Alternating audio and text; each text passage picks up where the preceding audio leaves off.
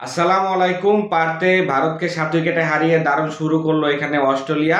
বৃষ্টিবিঘ্নিত ম্যাচে প্রথমে ব্যাট করতে নেমে ভারত কিন্তু স্ট্রাগল করতেছিল, একের পর এক তাদের উইকেট পড়তেছিল। শেষ পর্যন্ত ২৬ ওভারে খেলা নেমে আসে। ২৬ ওভারে কিন্তু ১৩৬ রানে এখানে ৯ উইকেট হারিয়ে করতে পারে ভারত। জবাব দিতে নেমে কিন্তু অস্ট্রেলিয়া মাত্র এখানে ২১ ওভার কয়েক বলে কিন্তু জয়ের বন্দরে পৌঁছে যায় ৩ উইকেট হারিয়ে, যেখানে মিচেল মার্শ কিন্তু ৪৬ রানের ইনিংস খেলে ম্যান অফ দ্য ম্যাচ নির্বাচিত হন।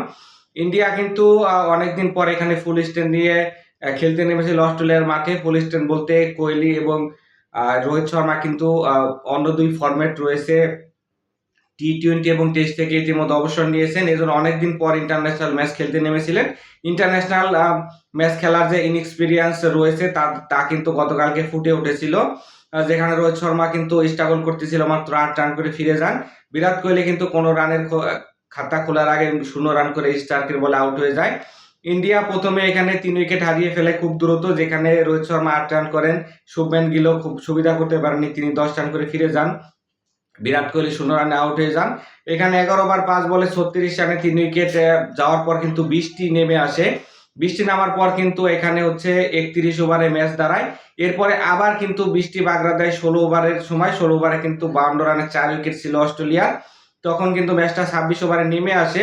এরপর ওয়াশিংটন সুন্দরও কিন্তু দ্রুত ফিরে যান। অক্সর প্যাটেল ৩১ রানের একটা ইনিংস খেলেন। শেষের দিকে গিয়ে কিন্তু এখানে ভারতের ব্যাটিংরা স্ট্রাগল করতেছিলেন। শেষ পর্যন্ত ১৩৬ রানে কিন্তু তারা থেমে যায়।